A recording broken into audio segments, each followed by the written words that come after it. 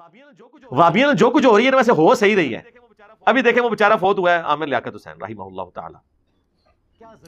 کیا ذلیل حرکتیں کر رہے ہیں یہ لوگ بنو امیہ کی غلامی کرنے کی وجہ سے.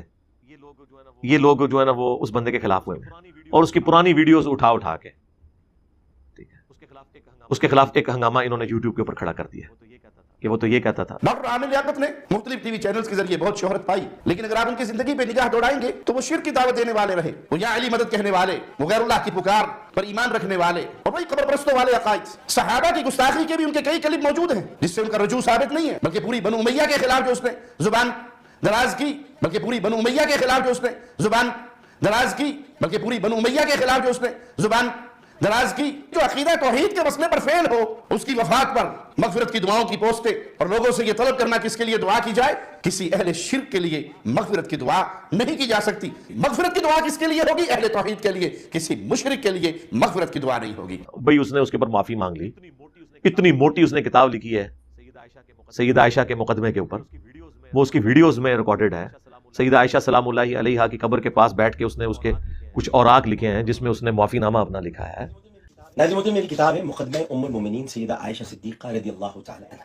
میں اس کتاب کا ایک ایسا ورق آپ کے سامنے کھولنے جا رہا ہوں جو میں نے حضرت عائشہ صدیقہ رضی اللہ تعالی عنہا کے قدموں میں بیٹھ کے لکھا. یعنی ان کی قبر اطہر کے پاس میں نے اجازت لی سعودی حکومت سے 15 سے 20 منٹ کی، اور یہ 15 منٹ میں میں نے لکھا جو اس کتاب میں شامل ہے. میں وہ آپ کو پڑھ کر سنانا چاہتا ہوں. امی جان، بے غرض آپ کی ذات ہے، میری نہیں. سو میں آپ سے ملتجی ہوں اور اپنی غرض بیان کرنا چاہتا ہوں کہ میرے نام اعمال میں سیاہکاریوں، بدکاریوں اور غلاظتوں کے ڈھیر کے سوا کچھ نہیں. بس اس کیچڑ جیسے وجود میں حب عائشہ صدیقہ رضی اللہ تعالی عنہا کا ایک کمل کھلا ہے جو کہ کتابی شکل میں موجود ہے. اسے قبول کر کے میری اللہ کے رسول صلی اللہ علیہ وآلہ وسلم سے سفارش ضرور فرما دیجیے گا. امی جان، آپ میرا ذمہ لے لیجیے، کیونکہ میرے ذمہ تو جو کچھ تھا میں نے اسے نہیں نبھایا. میں نے اپنے کسی عہد کو پورا نہیں کیا، مگر آپ تو ان کی حیات پاک کی رفیقہ ہیں جو عہد پورے کرنے والوں میں سے ہیں، جنہوں نے شب ہجرت بھی امانتوں کا خیال رکھا. اور کچھ یوں ہوا کہ لوگوں کی امانتیں علی المرتضیٰ رضی اللہ تعالی عنہ نے سنبھالی، اور اللہ کی امانت یعنی محمد مصطفیٰ صلی اللہ علیہ وآلہ وسلم کو آپ کے بابا جان حفاظت میں لے کر نکلے. میرا لباس حیات تار تار ہے، سفارش کے دھاگوں سے اسے رفو کرا دیجیے گا.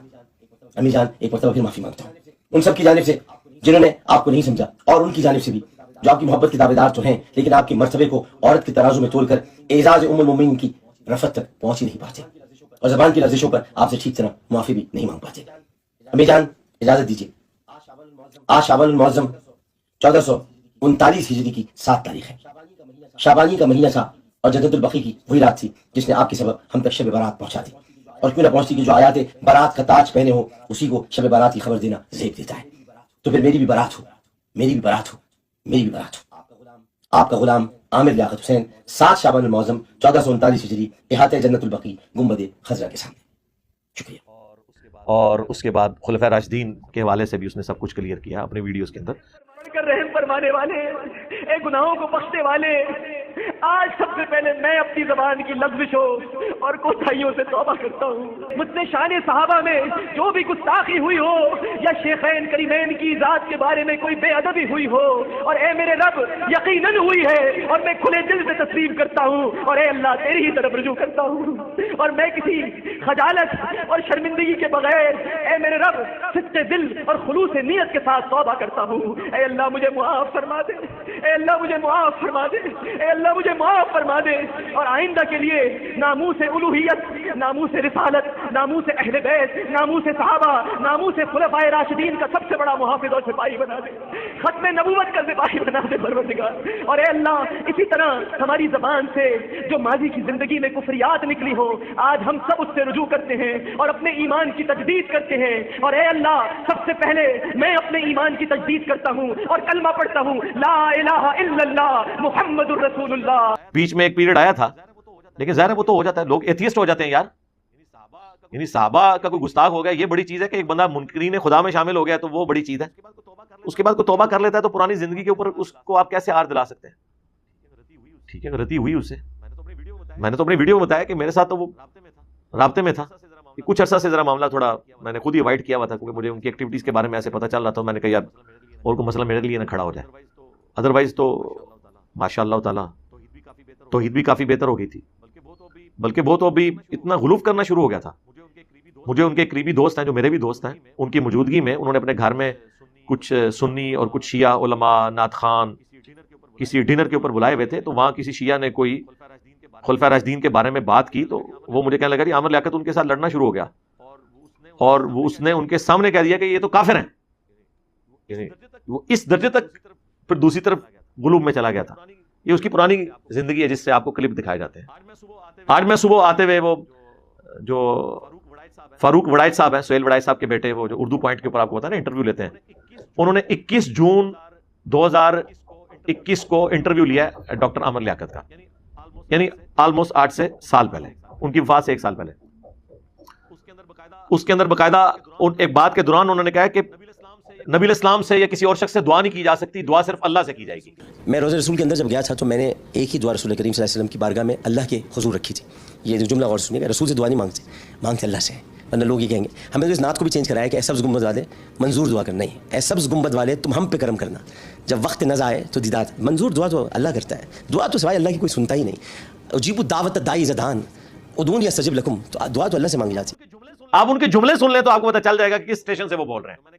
جو میں نے کہا تھا نا کہ وہ ریگولرلی ویڈیوز دیکھتے تھے الحمدللہ، اور یہ جو بول ٹی وی کے اوپر جو دین کے نام کے اوپر تماشا کھڑا کیا ہوا تھا نا ایک خاص فرقے کی سپورٹ میں، جس میں خود عامر لیاقت صاحب خود پیش تھے، اس کے والے سے ان کی ریزرویشن تھی۔ وہ خود یعنی جب میری ویڈیوز دیکھی کورونا کے دنوں میں، جب وہ بیمار ہوئے تھے، تو اس دوران انہوں نے ویڈیوز دیکھی اور انہوں نے رٹے مارے ہوئے تھے ویڈیوز کے اوپر، وہ بلکہ وہ اسی طریقے سے جو بابوں کی کہانیوں کا مذاق میرے سامنے اڑاتے تھے جس طرح میں ان کی انجینئرنگ کرتا تھا کہ یار یہ دیکھو یہ کیا بات کر رہے ہیں، ایک چینی جن ہے اور اٹھا کے لے گیا اور فلانا بزرگ جو ہے اڑ گیا اور یہ ہو گیا وہ ہو گیا، اس طریقے سے۔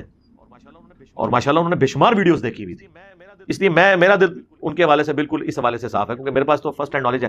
دوسرا، جو لوگ ان کے خلاف کر رہے ہیں ان کو کہیں گے آپ کے پاس کون سی ایسی چیز ہے؟ جب ایک بندہ توبہ کر لیتا ہے پھر تو پچھلی ساری چیزیں جو ہیں وہ زیرو سے ملٹیپلائی ہوگی، تو بات ہی بالکل غلط ہے۔ حضرت عمر بن عاص کی وہ جو لمبی حدیث ہے 321 نمبر صحیح مسلم میں شروع میں ہی انٹرنیشنل نمبر کے مطابق، جس میں وہ اینڈ پہ اپنے موت کے وقت اپنے بیٹے سے گفتگو کرتے ہیں، پھر وہ بتاتے ہیں میری زندگی میں 3 اوقات آئے اور اس میں جو حضرت علی سے انہوں نے جنگیں کی اس کے بارے میں ان کو اینڈ پہ دکھ تھا۔ اس کے آپ شروع میں دیکھیں وہ کہتے ہیں جب میں مسلمان ہونے گیا پہلی دفعہ نبی الاسلام کی خدمت میں، تو نبی الاسلام نے جب دایاں ہاتھ آگے بڑھایا ملانے کے لیے تو میں نے اپنا ہاتھ پیچھے کھینچ لیا، تو حضور نے کہا یہ کیا ہے؟ تو میں نے عرض کی کہ اللہ کے نبی مجھے آپ گارنٹی دیں کہ میرے پچھلے سارے گناہ معاف، اس توبہ کرنے سے پہلے جو میں نے اسلام کے خلاف سازشیں کی تھی۔ تو نبی الاسلام نے فرمایا کہ کیا عمر تجھے نہیں پتا کہ حج جو ہے وہ سابقہ کے سارے گناہوں کو معاف کر دیتا ہے، ہجرت سابقہ کے سارے گناہوں کو معاف کر دیتی ہے، اور ایمان لانا سابقہ کے سارے گناہوں کو معاف کر دیتا ہے۔ تو پھر میں نے بیعت کی، اور کہتے ہیں اس وقت میں مر جاتا تو سیدھا جنت میں جاتا، لیکن اس کے بعد پھر میرے پہ ایک ایسا وقت آیا، پھر وہ دردناک چیز ہے میں اور طرف چل پڑوں گا، پھر آپ کہیں گے بنو امیہ بیچ میں کہاں سے آ گئے؟ بنو امیہ کا بغیر تو بخاری مسلم نہیں مکمل ہوتی بھائی، قرآن نہیں مکمل ہوتا جب تک کہ ہم ان ایشوز کو ڈسکس نہ کریں۔ ڈاکٹر عامر لیاقت صاحب کے حوالے سے آپ کو پتا میرا کلپ بھی آ گیا تھا اسی رات، چونکہ لائیو سیشن میں مجھ سے سوال ہوا تھا، تو وہ پھر مجھے اسی دن ان کی ڈیتھ ہوئی تھی، میں بھی ذرا ایک غم کی کیفیت میں تھا، ظاہر ایک تعلق تو ہے تھا، میں نے اس میں فی البدی کچھ گفتگو کی تھی، وہ آپ دیکھ سکتے ہیں، ماشاء اللہ تعالیٰ لوگوں نے اپریشیٹ کی ہے۔ وہ میرے دل کی آواز تھی، جو پازیٹیو چیز تھی میں نے ہائی لائٹ کی، جو نیگیٹو چیز ہے اس کو میں نے کنڈیم کیا۔ ہم نے کیوں کسی کی غلط چیز کو آن کرنا ہے، اور کیوں اتنا تنگ نظر ہونا ہے کہ کسی کی اچھائی کے لیے ہم 2 بول بھی نہ بول سکے؟ ایسا نہیں ہے، میں نے ان کی اچھائی کی کہ وہ پاکستان میں پہلی دفعہ یہ ہوا تھا، عالم آن لائن جو جیو کا پروگرام 2003-04 میں شروع ہوا، یہ پہلی کوشش تھی کہ پبلکلی مختلف مکاتب فکر کے علماء کو ایک پلیٹ فارم پہ اکٹھا کر کے ایک سوال ان کے سامنے رکھا جائے اور سب سے 1 to 1 جوابات لیے جائیں۔ اور آپ کو اس پروگرام کی وجہ سے یہ پتا چل گیا کہ 90% مسائل ایک جیسے تھے۔ ویسے عوام الناس یہ سمجھتی تھی کہ سنی شیعہ میں 90% جو ہے اختلافات ہیں، لیکن آپ دیکھیں وہ جب مسئلہ پوچھتے تھے لگتا تھا دونوں ایک طرح سے بات کر رہے ہیں، الفاظ کا چناؤ مختلف ہوتا تھا، اینڈ رزلٹ ایک ہوتا تھا۔ تو آپ دیکھیں کہ پچھلی صدی میں آخری 2 دہائیوں کے اندر جو یہ رشیا افغان وار ہوئی، اس کی وجہ سے جو ہمارے ملک کے اندر اس زمانے میں ایک امپورٹنٹ چیز آ گئی کہ اینٹی شیعہ ایلیمنٹ، کیونکہ تازہ انقلاب بھی ایران میں آیا ہوا تھا، تو عرب ملکوں نے یہاں پہ پراکسی وار لانچ کر دی کہ کہیں وہ انقلاب امپورٹ ہو کے پاکستان میں بھی نہ آ جائے، اور یہاں پہ عرب ملکوں نے بڑا پیسہ لگایا اس کے لیے، پھر افغانی ہمارے بھائی بھی استعمال ہوئے، پھر یہاں پہ ایک خاص فرقہ جو ہے دیوبند کا اس زمانے میں وہ استعمال ہوا نان اسٹیٹ ایکٹر کے طور کے اوپر، اور تکفیری سوچ، حتیٰ کہ آپ کو پتہ ہے مساجد کے اندر بھی شیعہ کافر لکھا گیا، حالانکہ ان سے پوچھیں یہ شیعہ اور کافر یہ دونوں الفاظ قرآن کے اندر آئے ہوئے ہیں۔ آپ ٹوائلٹ میں شیطان لفظ بھی نہ لکھیں، اس کے بھی جو حروف تہجی ہیں وہ قرآن کے ہیں، کو اللہ سے ڈر جائیں۔ اور پھر نعرہ بازی، آپ کو پتہ ہے اس ماحول کے اندر کس طرح مسجدوں میں، امام بارگاہوں میں حملوں کا سلسلہ شروع ہوا۔ اس پورے سینیریو میں دیکھیں، اور پھر اس زمانے میں پی ٹی وی بھی یہ کوشش نہیں کر سکا تھا۔ یہ جب پرائیویٹ چینلز لانچ ہوئے، یہ پرویز مشرف صاحب کی ہزاروں غلطیاں اپنی جگہ پہ، لیکن یہ جو ان کو کریڈٹ جاتا ہے کہ انہوں نے پرائیویٹ چینلز کو اجازت دی، اگرچہ اس کے سب سے بڑے فیکٹری وہ خود بنے، ان کی حکومت گری اس وجہ سے تھی کہ اس وقت اتنے پرائیویٹ چینلز تھے، اور وکلاء کی تحریک جو ہے وہ اس میں بوسٹ ہوا۔ ریئل ٹائم وہ پوری آپ کو پتہ ہے موومنٹ جو تھی اس کی ٹی وی پہ خبریں چل رہی ہوتی تھی۔ لیکن یہ جو پروگرام تھا اس نے تمام مکاتب فکر کو ایک جگہ بٹھایا، اور اس کے بعد ٹرینڈ سیٹ ہوا، معاملات آگے چل پڑے۔ رمضان کی نشریات کبھی کسی نے شوق سے اس طرح دیکھی نہیں تھی، انہوں نے شروع کی، لیکن بعد میں وہ جو بےہودگی والا ایلیمنٹ جو آ گیا، چاہے انہوں نے کیا یا فہد مصطفیٰ نے یا باقی لوگ جو کرتے رہے، وہ ایک الگ چیز ہے۔ میں بتا رہا ہوں کہ ٹرینڈ سیٹر وہ بنے، یہ ان کو کریڈٹ جاتا ہے کہ انہوں نے کام۔ باقی ظاہر ہے کہ زندگی ایک جیسی نہیں رہتی، انسان کی زندگی میں بعض اوقات ایسے لمحات آ جاتے ہیں، غم کی وجہ سے کوئی ایسی کیفیت ہو جاتی ہے، ہو سکتا ہے آپ کی ذہنی کیفیت بھی ایسی نہ ہو اور آپ اس قسم کی حرکتیں کریں جو وہ آخر میں ٹی وی چینل کے اوپر کرنا شروع ہو گئے، کبھی ناگن ڈانس شروع کر دیا، کبھی کوئی اور معاملات، ولگر قسم کے مذاق۔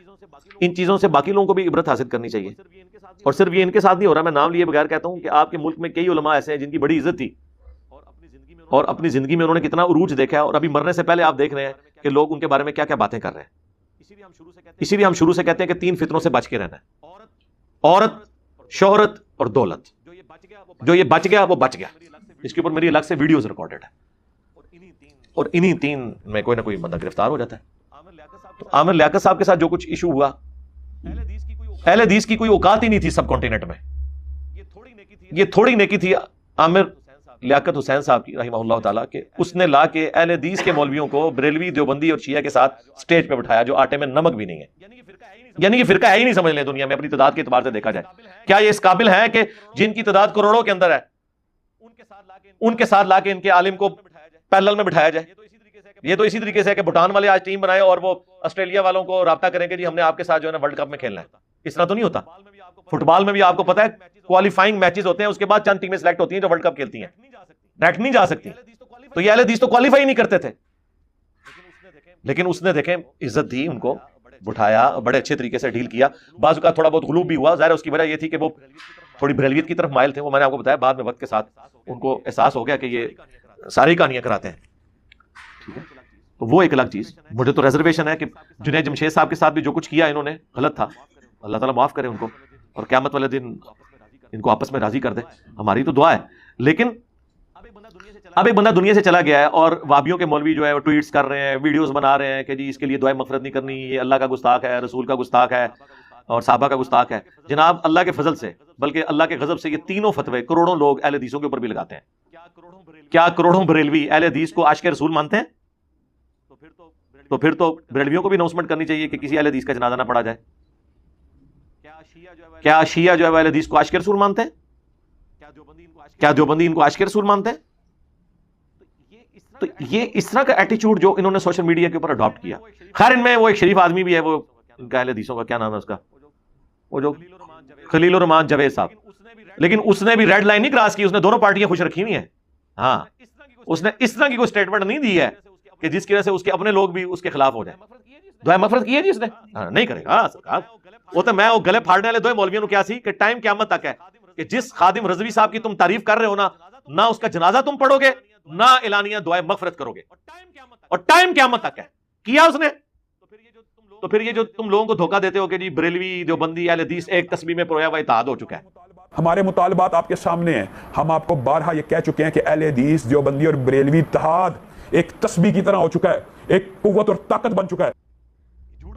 یہ جھوٹ بول رہے ہو نا، پھر ان کو اپنے مفادات کے لیے یوز کرنا چاہتے ہو نا۔ خیر خادم رضوی صاحب کو یہ بات پتہ تھی اپنی زندگی میں، تبھی تو انہوں نے مرنے سے کچھ عرصہ پہلے احسان کیا ہمارے اوپر تو بہت زیادہ جب انہوں نے اذان کے اوپر جو سٹیٹمنٹ دی، اور اس سے بڑی مہربانی جس نے وہ ریکارڈنگ کر لی۔ چھاڑ دیو انہاں دی کیڑی گل ہے تے سوراں دے سور نے۔ ہاں कहना उन्हें बड़े का इखलास मंगो तो बड़े बड़े लोग हम गदावां नूं खैर पा ही देंगे। चलो चलिए और भाभी जी जाने तक कटा दे ये तो सूर चलो चलिए।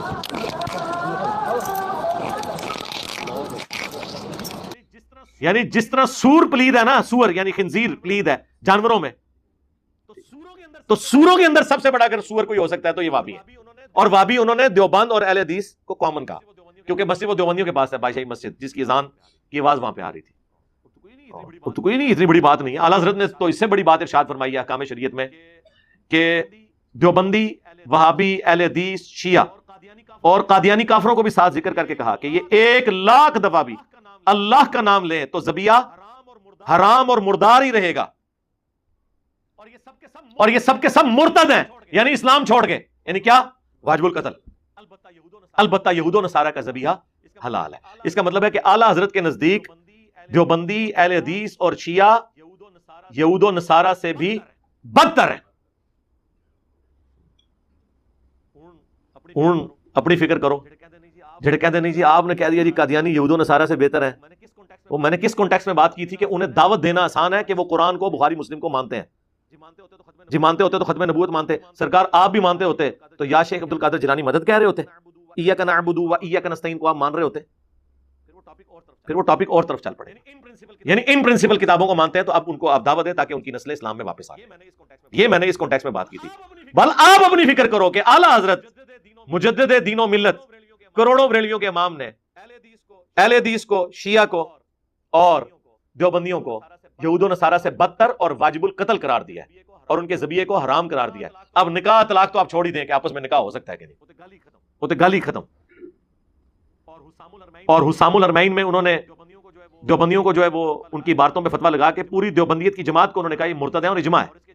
और इसके जवाब में जब अल मुहन्नद अल मुफन्नद लिखी देवबंदियों ने, उन्होंने कहा कि अहमद बरेलवी इनकी जमात शैतानी लश्कर है। और उसमें सिर्फ उन्होंने बरेलवियों को नहीं, अहले हदीसों को भी खवारिज की जमात कह दिया, इस्लाम से ही निकाल दिया। तो ये तो इनका हाल है। तो ये आपस में इसी तरीके से है, ये कभी नहीं एक दूसरे के लिए दुआ मगफिरत करते, ना एक दूसरे के जनाजे पढ़ने के कायल हैं। ये सभी ऐसे हैं। इनकी बातों के ऊपर तवज्जो ना दिया करें, इनको सीरियस ना लिया करें, इनकी कोई औकात नहीं है। अब तो वो दौर है कि इनकी मट्टी पलीदी होगी इंशाअल्लाह ताला वक्त के साथ। अब देखें को थोड़ी सी इज्जत आमिर लियाकत हुसैन साहब ने टीवी पे इनको वेटिज दे के बनाई भी थी ना, वो भी इनकी इज्जत रुल गई इस तरह की हरकतें करके। ये करना बनता था जो कुछ इन्होंने ये हरकत की है। इससे फायदा क्या इन्होंने हासिल किया, किसे खुश किया है इन्होंने। और फिर थोड़ी बहुत कोई इज्जत रह गई थी ना इनकी तौहीद की, वो मोहम्मद बिन सुलेमान हाफिज़हुल्लाहु तआला मिनल जिन्नति वन नास ने इनकी तौहीद की भी और इनके कुरान और सुन्नत को फॉलो करने का जो एक इन्होंने बादा उड़ा हुआ था ना, उस मेकअप को कैसा धोया है कि यहाँ पे दरबारों के ऊपर, नाचने के ऊपर और गानों के ऊपर ये बात किया करते थे। जिन्होंने अल्लाह की सरजमीन, अल्लाह के दरबार में ये काम करवाया, उनके बारे में एक जुमला बोलने के लिए तैयार नहीं होते। वहां इनको हुक्मरानों की इताअत याद आ गई है। और उसी मोहम्मद सुलेमान ने स्टेटमेंट दी थी कि हमने वहाबिज्म जो फैलाया है ये तो अपने बड़ों के कहने पर, यानी यहूद और नसारा के कहने के ऊपर फैलाया है। तो वो तो उन्होंने मोहम्मद वाब साहब, उनकी पूरी तहरीक का जनाजा निकाल दिया। हालांकि मोहम्मद वाब साहब ने ऐसा नहीं किया था, पूरे एक मुस्लिह थे, मुखलिस थे दीन के साथ, उनके खिलाफ में कोई शक नहीं है। और ये तो अपने उस बाबे से जिसको ये ऑन करके, जिसकी वजह से इन्हें वहाबी कहा जाता है, अल्लाह की वजह से नहीं कहा जाता, किसी प्ले ना रहना। मोहम्मद बिन अब्दुल वहाब साहब की वजह से वहाबी कहते हैं। वहाबी का लफ्ज बकायदा अल मुहन्नद में भी इस्तेमाल हुआ है। तो ये तो उसका नहीं दिफा कर सके मोहम्मद वहाब साहब का, बाकियों का क्या इन्होंने दिफा करना था। तो हर तरफ से अपने लिए मुसीबत खड़ी कर रहे हैं। तो बड़ा मैं समझता हूं कि मुश्किल से स्पेस इनके लिए क्रिएट हुई थी। हमारे इस प्लेटफॉर्म की बरकत से लोगों ने रफुल यदैन की वजह से अहले हदीस को थोड़ी बहुत इज्जत देनी शुरू की, सीरियस लिया कि यार ये भी कोई मतलब सुन्नत तरीका है। अभी तक तो लोग मक्खियां मारना और यही कहते थे। बड़ी मुश्किल से कोई 4 बंदों में इज्जत बनी थी और ये फिर इस तरह की तकफीरी सोच की वजह से वो उसको खुद ब खुद खत्म कर देते हैं। और जो लोग अपने इस वाबी फिरके या अहले हदीसों के उलमा के खिलाफ भी जो उनके उलमा बोल रहे हैं ना, वो भी बड़ी होशियारी और चालाकी के साथ बोल रहे हैं। दुआ मग़फ़िरत उनमें से कोई भी नहीं कर रहा। हाँ जी, ना खलीलुर रहमान जावेद साहब कर रहे हैं और ना उमर सिद्दीक साहब कर रहे हैं। वो बड़ी पॉलिटिकल स्टेटमेंट्स दे रहे हैं जिसमें वो सांप भी मार लें और लाठी भी बचे। लेकिन वो आप सादा लोगों को तो ही पता चलेगा। आप कहेंगे नहीं उन्होंने तो कह दिया, ऐसा नहीं करना चाहिए। अगे ही टरो ना, दुआ भी करना। कहना रहीमहुल्लाह وہ اے تے او پارٹی ہے جڑی یزید نو رحمت اللہ علیہ کہندی ہے ہاں وانی یاد آتا کہ وہ صحابہ کا قاتل ہے، اہل بیت کا قاتل ہے. اس نے تو چند ایک باتیں کی، ان سے بھی رجوع کر لیا اور ریٹن میں رجوع کیا، ویڈیو میں آ کے رجوع کیا، ویڈیو ریکارڈڈ موجود ہے، پھر بھی ان کا غصہ نہیں ٹھنڈا ہو رہا. اور میں اس کو آپ کو اس کی اصلی وجہ بتاتا ہوں. بیسیکلی جو بندہ بھی بنو امیہ کے خلاف بولتا ہے نا اور اہل بیت کے دفاع میں، اہل حدیث کو وہ برا رکھتا ہے، کبھی اس کے اوپر توحید کا بلیم لگا دیں گے، کبھی گستاخ رسول کا، کبھی گستاخ صحابہ کا. اصل وٹ وچ کوئی اور ہوندا ہے، ہاں گل وچ کوئی اور ہوندی ہے. بنو امیہ کے ریال حلال کر رہے ہوتے ہیں. یہ ہمیشہ انہوں نے تاریخ اسلام میں یہی کیا. اس لیے میں کہتا ہوں کہ بنی اسرائیل کو بچڑے کی محبت پلا دی گئی تھی، جو اللہ نے فرمایا قرآن میں. وابیوں کو بنو امیہ کی محبت پلا دی گئی ہے. اور بنو امیہ سے مراد میں انہی لوگوں کو لے رہا ہوں جنہوں نے اہل بیت کے ساتھ ظلم کیا ہے. نعوذ باللہ، اس سے مراد سیدنا عثمان غنی رضی اللہ تعالیٰ عنہ وعلیہ السلام، یا حضرت عمر ابن عبدالعزیز رضی اللہ تعالیٰ عنہ وعلیہ السلام ورحمہ اللہ تعالیٰ نہیں ہے. ان کو ہم آل فرعون میں موسیٰ مانتے ہیں. ہاں، اب بنو ہاشم میں ابو لہب بھی ہے. تو اگر اس کی وجہ سے ہم ایسے ہاشمیوں کو کنڈیم کریں کہ جو اسلام دشمن تھے، تو اس کا یہ مطلب نہیں کہ نعوذ باللہ ہم نبی الاسلام کو کنڈیم کر رہے ہیں. لیکن بنو امیہ اوور آل چکے اسلام کے ساتھ اس نے دشمنی نبھائی ہے. اچھے لوگ بھی بیچ میں پیدا ہوئے ہیں لیکن ڈومیننٹ دشمنی نبھائی ہے، اس لیے ہم ان کے پر بات کرتے ہیں. بنو عباس تو خود اہل البیت میں سے تھے، انہوں نے بنو ہاشم کے ساتھ اہل البیت کے ساتھ ظلم کیے ہیں. وہ بھی ان سے کم نہیں تھے، 2 ہاتھ آگے ہی نکلے. حکومت کی لالچ میں انہوں نے بھی اپنے ادوار کے اندر کیا. ان پہ بھی میری الگ سے ویڈیو ریکارڈ ہے. تو یہ میں نے ایک ضروری سمجھا کہ میں تھوڑا بہت اس حوالے سے ورڈکٹ دے دوں، کیونکہ سوشل میڈیا کے اوپر بہت زیادہ اس حوالے سے چیزیں چل رہی تھی، یہ تقاضا تھا.